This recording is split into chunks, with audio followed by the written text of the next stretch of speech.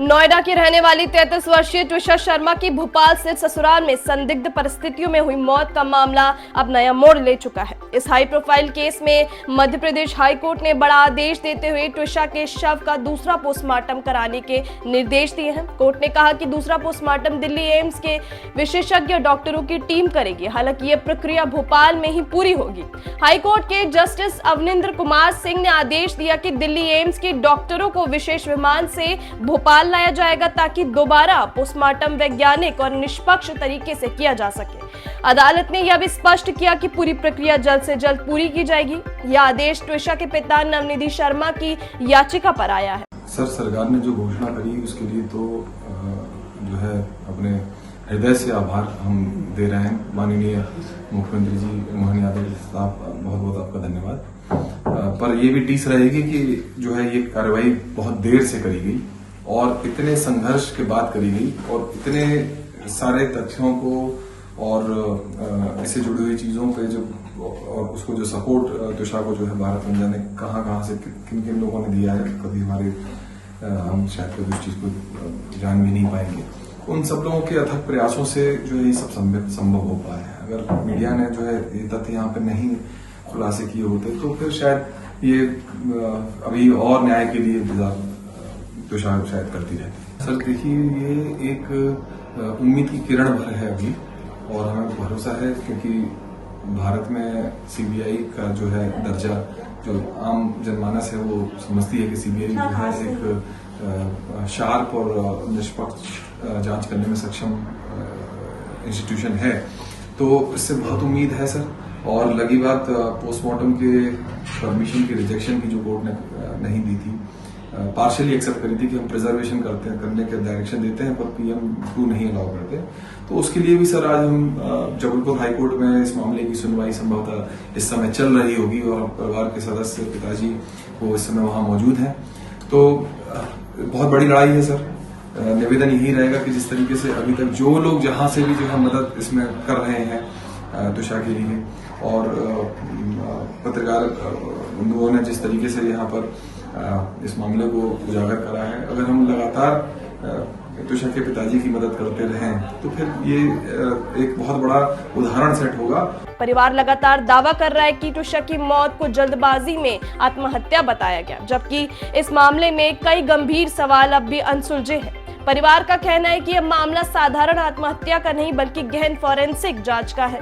इससे पहले भोपाल की निचली अदालत ने दूसरे पोस्टमार्टम की मांग खारिज कर दी थी। अदालत का कहना था कि मध्य प्रदेश से बाहर पोस्टमार्टम कराने की अनुमति देना उसके अधिकार क्षेत्र में नहीं है।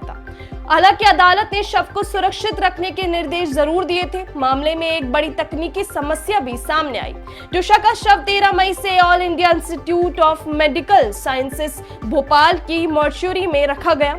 एम्स भोपाल ने पुलिस को बताया कि उनकी मॉर्चुरी का तापमान केवल -4 डिग्री तक ही जा सकता है, जिसमें शव को अधिकतम 4-5 दिन तक सुरक्षित रखा जा सकता है, जबकि लंबे समय तक शव को सुरक्षित रखने के लिए -80 डिग्री तापमान की जरूरत होती है, जो मध्य प्रदेश में उपलब्ध नहीं बताया गया। सर, जस्टिस तो बड़े अभी बहुत लंबी लड़ाई है। आपको भी पता है जिस तरीके के ये पावरफुल लोग हैं जिन्होंने सिर्फ 2-3 घंटे मरने के 2-3 घंटे में ही 40 कॉल कर दिए, तो सोचो कहाँ तक पहुँच सकती हैं।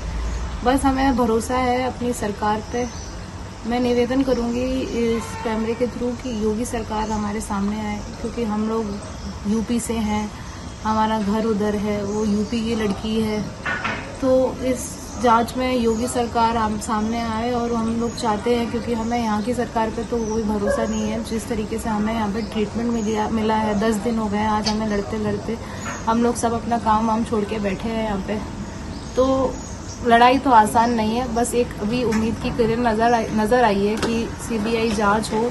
सीबीआई पे भरोसा है, देखते हैं आगे चीज़ें क्या होती हैं। जमानत तो खारिज होनी चाहिए। कोई क्रिमिनल जमानत की बेल दे रहा है तो ये तो खुद में ही अपने सिस्टम में ही बहुत बड़ा सवाल है। जो मर्डर करके भी जमानत की उम्मीद कर रहा है तो बहुत बड़ी चीज़ है ये। तो वो तो खुद जज जुडिशरी को खुद देखना चाहिए कि ये तो बहुत ही खराब चीज़ है कि अगर जमानत, मैं तो बिल्कुल नहीं सोच भी नहीं सकती कि उसको जमानत मिलनी चाहिए। 10 दिन से लड़ रहे हैं, आगे भी लड़ेंगे और हार तो नहीं मानेंगे।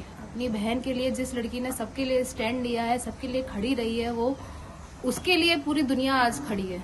और मैं शुक्रिया करना चाहूंगी पूरे भारतवर्ष को और सबको मैं धन्यवाद करना चाहूंगी कि उन्होंने हमारा साथ दिया है। बताया जा रहा है कि तुषार शर्मा ने करीब 5 महीने पहले भोपाल के वकील समर्थ सिंह से शादी की थी। दोनों की मुलाकात एक डेटिंग ऐप के जरिए हुई थी, लेकिन शादी के कुछ महीनों बाद ही यह रिश्ता अब एक बड़े विवाद और जांच का विषय बन गया है। तुषार के परिवार ने पति समर्थ सिंह और ससुराल पक्ष पर घरेलू हिंसा, मानसिक प्रताड़ना और दहेज उत्पीड़न के गंभीर आरोप लगाए हैं।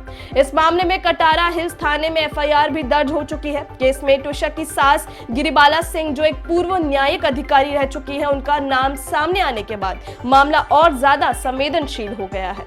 परिवार लगातार मांग कर रहा है कि जांच पूरी तरह निष्पक्ष, पारदर्शी और वैज्ञानिक तरीके से हो, ताकि तुषार की मौत की असली वजह सामने आ सके। अब सबकी नजर हाईकोर्ट के आदेश के बाद होने वाले दूसरे पोस्टमार्टम और उसकी रिपोर्ट पर टिकी हुई है।